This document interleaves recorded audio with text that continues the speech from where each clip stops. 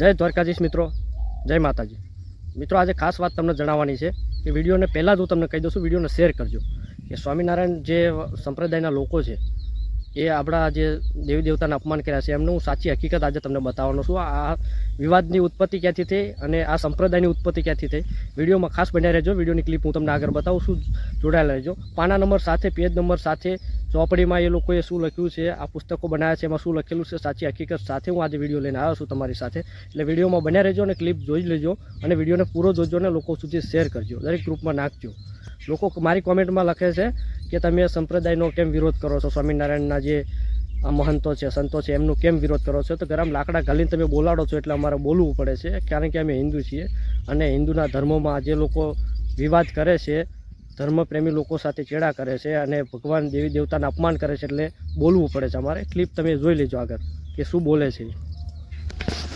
આ સંપ્રદાયની શરૂઆત ખરેખર ક્યારથી થઈ? કેમ કે આ અવારનવાર જે આપણા હિન્દુ ધર્મના દેવી દેવતાઓ ઉપર જે લાંછન લગાડે છે, ન કહેવાની વાતો કે છે, તો ખરેખર આ સંપ્રદાયની શરૂઆત કેટલા વર્ષ પહેલા થઈ છે? તો યુપીના એક છપૈયા ગામમાંથી નીકળેલો ઘનશ્યામ પાંડે જ્યારે ગુજરાતની અંદર પ્રવેશ કરે છે, એમના પુસ્તકના રેફરન્સ સાથે કહું છું કે ગુજરાતમાં પ્રવેશ કરે છે ત્યારે એક પૂજારી તરીકે ગુજરાતમાં પ્રવેશ કરવાની વાત હતી, બરોબર। અને ગુજરાતની ભોળી જનતા, ભોળા ભક્તો, ખાસ વિશેષ કરીને કાઠિયાવાડ, તો એ લોકોના મનમાં એવું હતું કે જે ગંગા પાર કરીને કોઈ આવે ને ત્યાંથી, બરોબર, એના જો પગે લાગીએ ને તો આપણા પાપ ધોવાઈ જાય। એટલે ઘનશ્યામ પાંડે ત્યાંથી અહીંયા પૂજારી તરીકેના કાર્ય માટે અહીંયા આવે છે, બરોબર છે, પોતાના બે ચાર ચેલાઓ લઈને। તો એને અહીંયા ખબર પડે છે કે અહીંયા તો ગંગા પારથી આવેલા મનુષ્યને જો પૂછતા હોય ને તો અહીંયા પૂજારી થવાય નહીં, અહીંયા આપણી પૂજા પેદા કરાય ને નવા પૂજારીઓ પેદા કરાય, બરોબર છે। એટલે મૂળ ઇતિહાસ આ લોકોનો 200 વર્ષનો છે અને એમને જે દીક્ષા લીધી હતી એ ઉદ્ધવ સંપ્રદાયમાંથી દીક્ષા લીધી હતી, બરોબર। અને ઉદ્ધવ સંપ્રદાયમાં એમના જે ગુરુ હોય છે એ આમને ઘનશ્યામ પાંડેને, બરોબર છે, નામકરણ કરી અને આગળનો કારોબાર સોંપે છે, આપણી ભાષામાં કેમ કે આ બિઝનેસ છે એટલે કારોબાર સોંપે છે, બરોબર છે। એ બિચારાની ખાલસ હતા। એ 15 દિવસ પછી તરત જ, બરોબર છે, ઉદ્ધવ સંપ્રદાયનું નામ બદલાવી અને સ્વામિનારાયણ સંપ્રદાય થાય છે। અને આ પોતા તો હવે મિત્રો તમે જોઈ લીધું કે સ્વામિનારાયણ સંપ્રદાયનો જન્મ ક્યાંથી થયો અને કેટલા વર્ષ પહેલાનો છે, એ તમે સાચી હકીકત જોઈ લીધી અને તમે વિડીયોમાં જોયું। તો હવે હું તમને બતાવવાનો છું કે કેટલા ભગવાનને એમને વિરોધ કર્યો છે, પેજ નંબર સાથે ક્યાં વિરોધ કર્યો છે, વિડીયોમાં બન્યા રહો, વિડીયો આગળ। હનુમાનજીએ કહ્યું, હું અંજની પુત્ર હનુમાન છું અને નીલકંઠ વર્ણી એટલે કે સહજાનંદનો સેવક છું। સહજાનંદ માટે હનુમાનજી મીઠા ફળ લઈ આવ્યા, સહજાનંદે પ્રસન્ન થઈને હનુમાનજીને આશીર્વાદ આપ્યા। પાના નંબર 22। હવે બીજું એક પુસ્તક લઈએ, નીલકંઠ ચરિત્ર, પુસ્તકમાં લખાયેલી વાતો।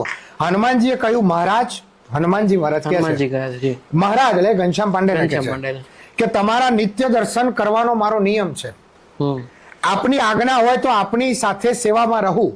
સહજાનંદે કહ્યું, હમણાં તો એકલા જ વિચરણ કરવાનો મારો વિચાર છે, હું યાદ કરું ત્યારે તમે આવજો। પાના નંબર 2 આગળ લઈએ।